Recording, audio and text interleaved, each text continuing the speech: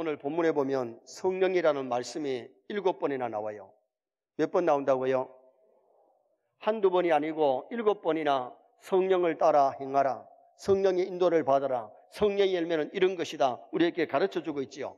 예수님이 부활하신 지 50일 만에, 예수님이 승천하신 지 10일 만에 마가다락방에서 성령을 기다리던 그들에게 성령의 강한 역사가 일어났습니다.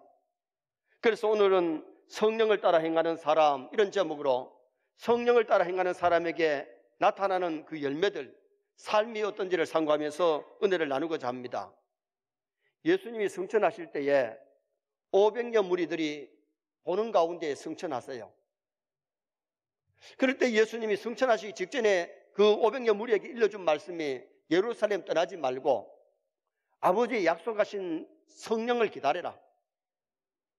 너희는 몇 날이 못 되어서 성령의 세례를 받을 것이다, 그렇게 예고 줬는데 순종하고 가서 기다리고 기도한 사람은 120명밖에 안 돼요.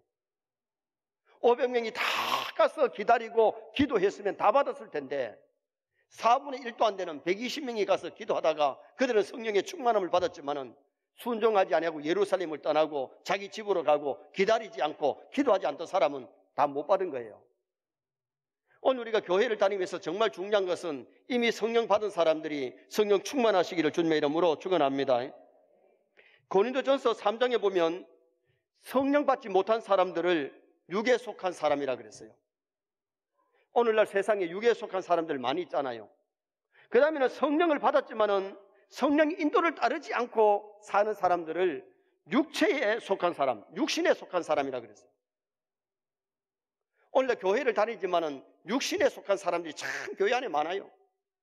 그런데 또 하나는 성령을 받고 성령의 인도를 따르는 자를 신령한 자, 영에 속한 사람이라 그랬어요.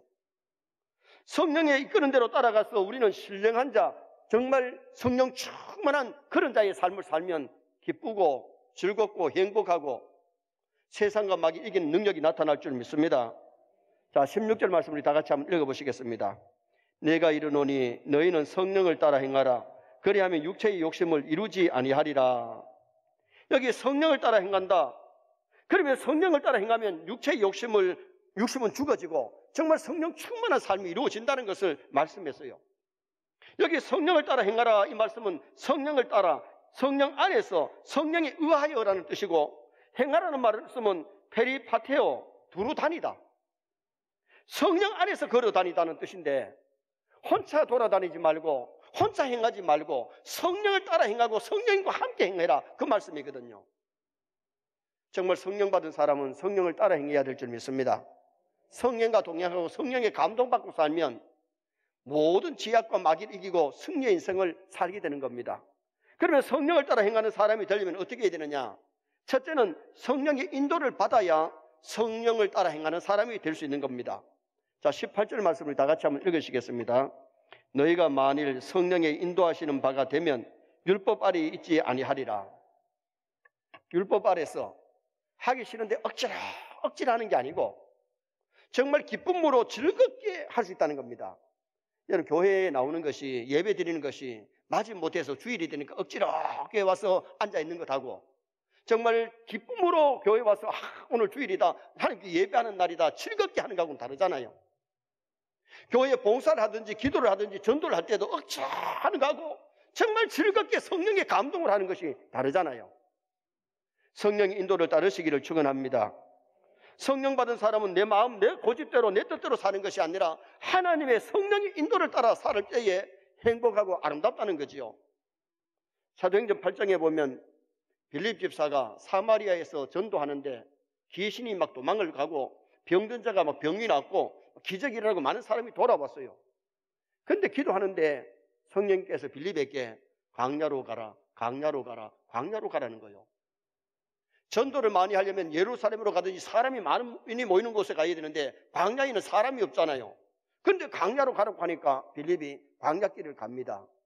가는데 에티오피아 내시가 예루살렘에 와서 예배를 드리고 돌아가면서 마차에서 성경을 읽는데 덜컹 하는데 성경을 읽고 있어요. 빌립이 가서 읽는 것을 깨달느냐 물었더니 성경을 읽기는 읽는데 뜻이 뭔지를 잘 모른다는 겁니다. 빌립이 올라타가지고 성경을 가르쳐 줍니다.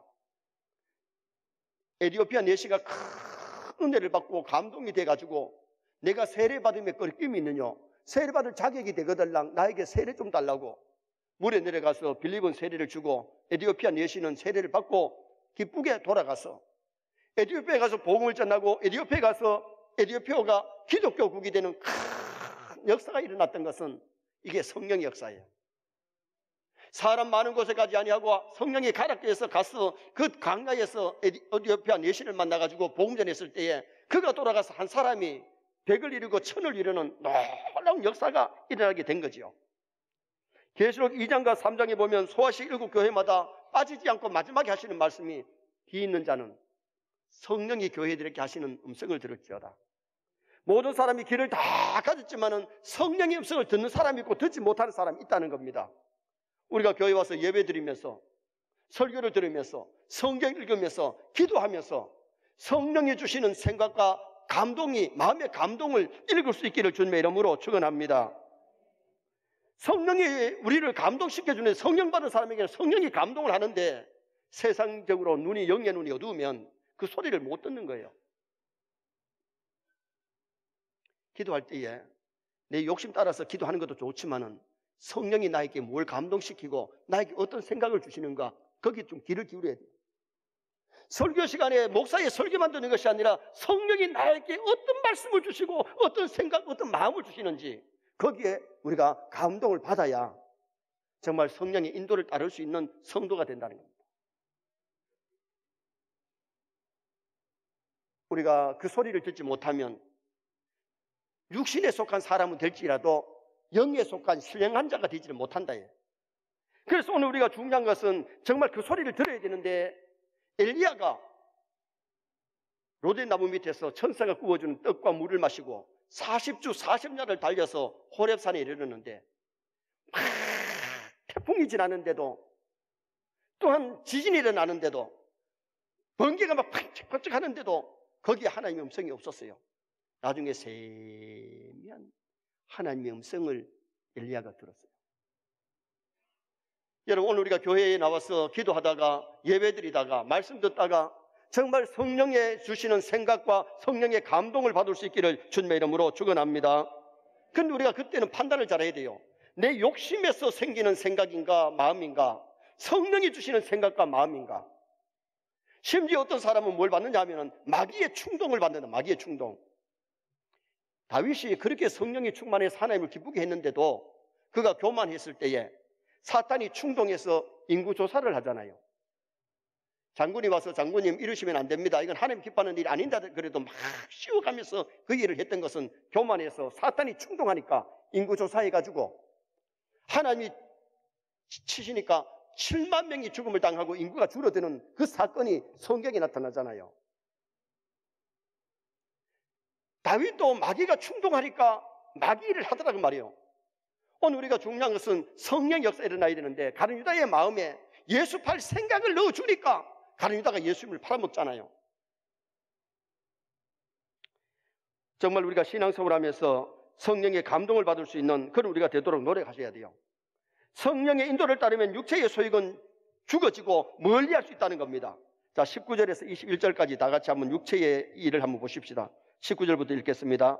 육체의 일은 분명하니 곧 음명과 더러운 것과 호색과 우상숭배와 주술과 원수 맺는 것과 분쟁과 시기와 분냉과 당짓는 것과 분열함과 이단과 투기와 술취함과 방탕함과 또 그와 같은 것들이라. 전에 너희에게 경계한 것 같이 경계하노니 이런 일을 하는 자들은 하나님의 나라를 유업으로 받지 못할 것이요. 육체의 소욕을 따라 사는 사람들의 죄가 나와 있어요. 여러분 성령 충만하면 이런 죄는 자동으로 멀리할 줄 믿습니다. 그런데 이런 죄를 자꾸 짓는 사람들은 아직도 교회를 다니지만은 성령을 받았다고 할지라도 육신에 속한 사람이기 때문에 이런 일을 가까이 한다는 겁니다.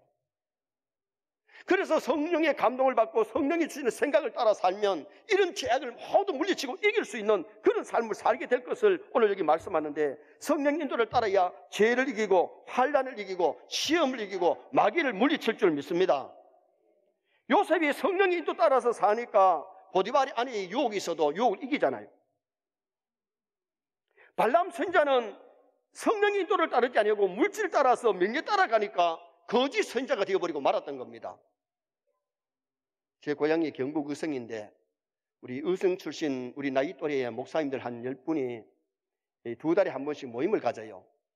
사모님들하고 같이 모이면 20분이 모이는데, 그 모이면 목회 얘기도 하고 세상 돌아가는 얘기도 하고 뭐 정치 얘기도 좀 하고 다른 얘기도 좀 나누는데, 대구에 있는 목사님 한 분이 그런 얘기 합니다. 당회원들이 예배를 마치고 당회실에 모였으면 건설적이고 교회 좋은 얘기를 하면 좋은데 그런 얘기를 아니하고 김밥 옆구리 터지는 소리를 한대요.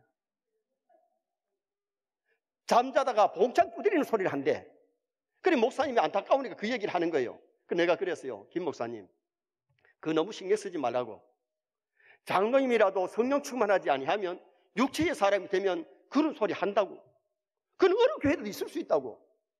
예수님의 제자 중에도 가룟 유다가 그랬고, 사도 요한이가 목회하는 소아시아 교회에서도 누가 있었느냐, 디오드레베라는 사람은 주의 종들을 막 평론하고 하는 일들마다 끄끄이 하고 교회 봉사 잘하는 사람들을 교회에서 내어쫓고 모든 짓을 많이 했던 디오드레베가 거기 성경에 나온다. 그럼 그걸 왜 보여주느냐? 오늘 교회에도 지상교회 있을 수 있다는 겁니다. 광약교회 고라당이 있었고, 광약교회에 10명의 정탐꾼들이 부도났는데, 사실 10명의 그 사람들 성령 안 받은 사람이 아니에요. 성령 받았지만은 가나안 땅 보고 와서 충동받아서 결국은 하나님이 징계로 죽잖아요.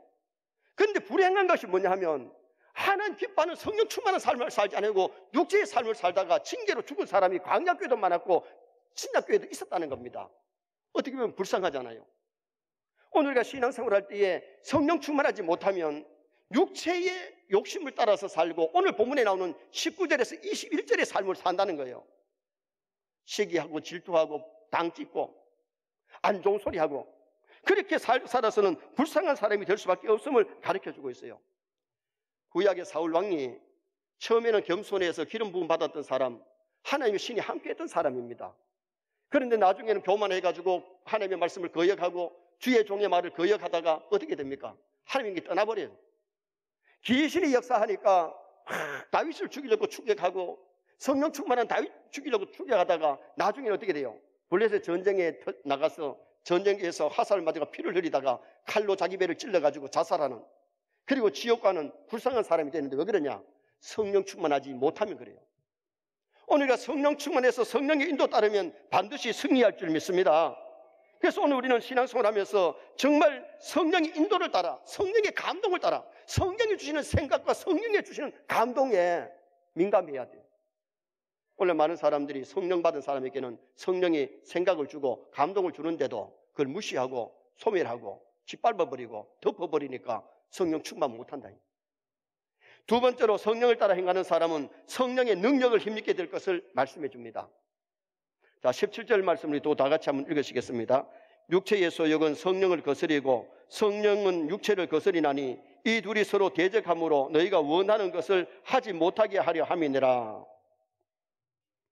성령의 인도를 따르면 성령의 능력이 임하는데, 초대교회에 베드로에게 성령의 능력이 임하니까 안지명이가 일어나고 기적이 일어났잖아요. 여러분, 성령의 능력이 나타남을 믿으시길 바랍니다. 성령이 오시면은 성령의 능력이 나타나요. 사도행전 1장 8절에 보면 오직 성령이 너희에게 임하시면 너희가 뭘 받고? 권능을 받고, 권능이 임하면은 하나님의 능력이 거기에서 나타나게 되는 거지요. 전에는 죽음이 들어와가지고 예수님을 부인했던 베드로가 성령의 충만함을 받고 나서는 막 당당하게 복음을 전하는데, 복음 전하지 마라, 감옥에 막 가두고 매를 때려도 너희 말 듣는 것보다가 하나님의 말씀을 듣는 것이 옳다, 그러면서 담대하게 복음 전하는 그런 사람으로 바뀌어진 것은 능력이 그들에게 나타났기 때문에, 성령이 역사하시면 성령의 도우심에 능력이 나타나요. 기도할 때에 신유의 역사가 나타나기도 하고 응답의 역사가 나타나게 될 줄 믿습니다. 성령을 헬라어로 파리크레토스, 파리란 말은 무슨 뜻이냐 하면 옆에라는 뜻이고, 크레토스란 말은 무슨 뜻이냐 하면 돕는 자, 옆에서 도와주는 분이라 그 뜻이에요. 여러분, 성령 받은 사람에게는 옆에서 성령님이 도우실 줄 믿습니다. 그래서 성령의 도우심이 나타나면 놀라운 능력을 체험하게 되거든요. 나이아가라 폭포는 미국에서 최고의 크고 장관인 폭포입니다. 길이가 900m, 높이가 60m. 그래서 극한 낭떠러지에 떨어지는 이 힘이 대단하지요. 그래서 수력 발전소를 세웠는데 상상을 초월하는 전기가 생산되고 있어요. 어느 관광객이 이런 장관을 보면서 저 폭포의 에너지는 100% 사용한다면 굉장히 힘이 폭발하겠다. 그때 그 옆에 있던 사람이 그런 얘기를 하더래요. 저 나이아가라 폭포의 능력보다가 더 큰 능력을 빌렸을 수 있다. 성령의 능력을 100% 사용한다면 상상도 못할 기적이 일어날 것이다. 수력발전 전기보다가 영혼의 전기가 엄청나게 나타날 것이다. 무슨 소리 이해가 가십니까? 이해가 안 되는가 봐요. 여러분, 교회를 다니면서 성령의 능력을 체험해야 진짜 우리의 신앙이 돈독해질 줄 믿습니다. 그런데 교회를 다니면서 한 번도 기도 응답 받아본 적도 없고, 회개 체험도 없고, 환상 본 적도 없고, 은사 받아본 적도 없으면 신앙생활이 희미하지요. 기도해서 응답도 받아보고 병 낫는 역사도 체험해보고 여러 가지 능력을 좀 체험하면 우리의 신앙이 크게 성장하게 될 줄 믿습니다. 오늘날 교회 안에 신령한 자보다가 성령은 받았지만은 육신에 속한 자들이 어떻게 보면 더 많을 수 있어요. 주일학교 교사로 찬양대원으로 일은 하지만은, 교회 중직으로 일을 하지만은 참으로 하나님 기뻐하는 일을 안 하고 자기의 욕망, 자기 하고 싶은 대로 하고 있다는 거죠. 정말 우리의 예배가 하나님을 기쁘게 하는 예배가 되어야 돼요. 우리의 찬양이, 우리의 교사 가르침이, 우리가 봉사함이 하나님께 영광이 되도록 성령 충만하면 그렇게 일할 줄 믿습니다. 요한복음 7장 38절에 나를 믿는 자는 성경 이름과 같이 그 배에서 생수의 강이 흘러내리리라. 그러면서 7장 39절에 가면 이는 그를 믿는 자들이 받을 성령을 가리킵니다. 여러분, 성령의 성수가 우리 가슴에 흘러야 기쁘고 즐겁고 행복하고 희락과 기쁨이 넘쳐날 수 있는 성도가 되지요. 에덴 동산이 살기 좋았던 것이 뭐냐? 생명나무 열매가 주렁주렁 열렸기 때문도 있지만은 네 강이 흘러내렸어요. 그 네 강은 비손강, 기온강, 히데겔, 유브라데.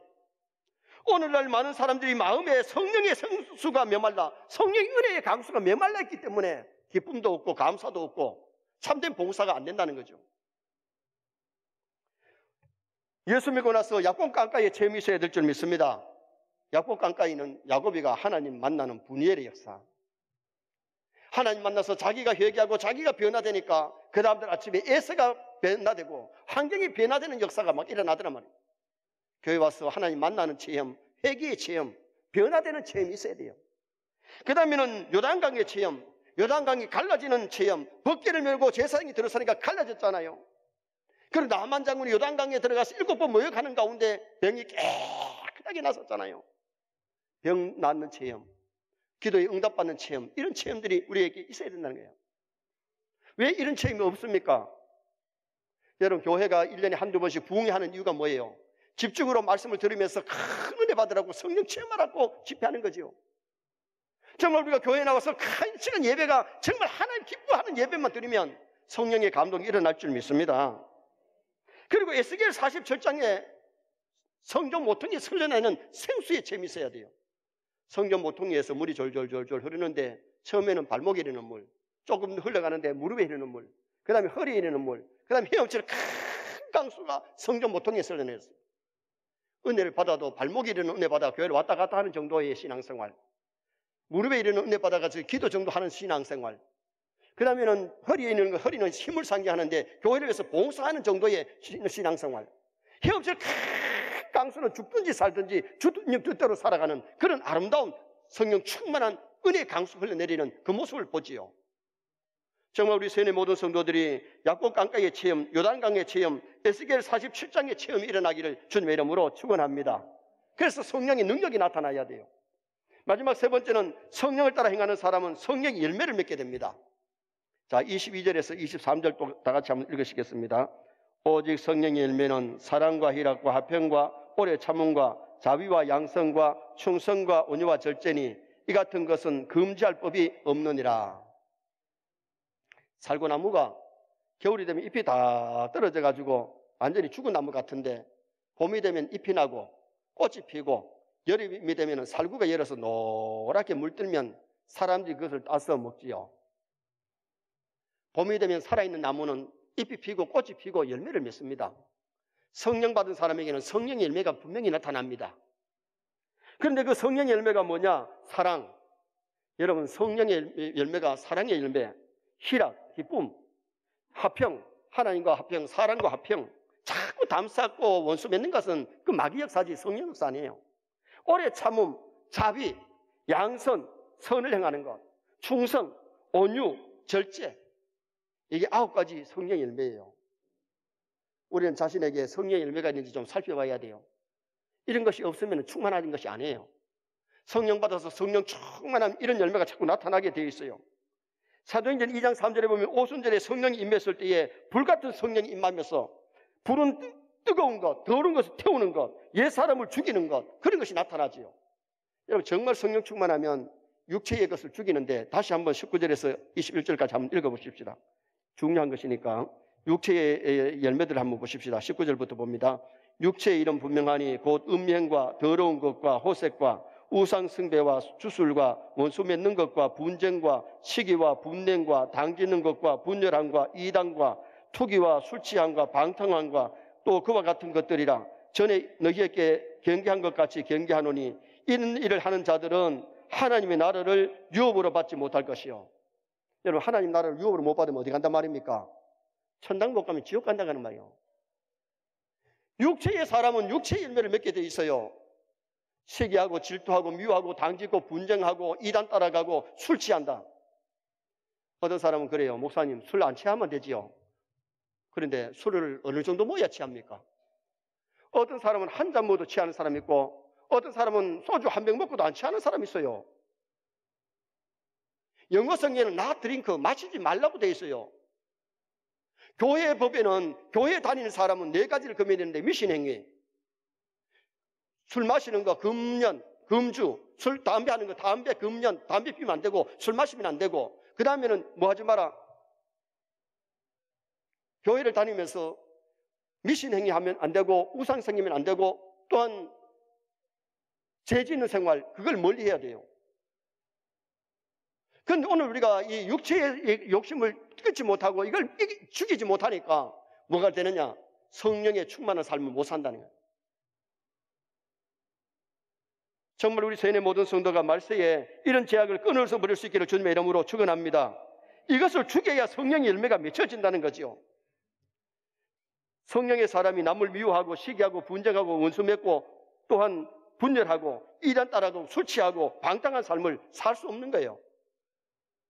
탈무드에 보면 돌보다 강한 것이 쇠고, 쇠보다 강한 것이 불이고, 불보다 강한 것이 물, 물보다 강한 것은 구름, 구름보다 강한 것은 바람, 바람보다 강한 것이 사람, 사람보다 강한 것이 공포심, 공포심보다 강한 것이 술, 술보다 강한 것이 잠, 잠보다 강한 것이 죽음, 죽음보다 강한 것이 사랑이라 그랬어요. 그래서 고린도전서 13장 13절은 믿음, 소망, 사랑, 이 3가지는 항상 있을 것인데 그 중에 제일은 사랑이라. 사랑과 희락, 기쁨. 정말 우리 성도들이 가슴 속에 사랑이 있고 희락이 있고 오래 참음의 열매가 있어야 돼요. 양선해야 돼요.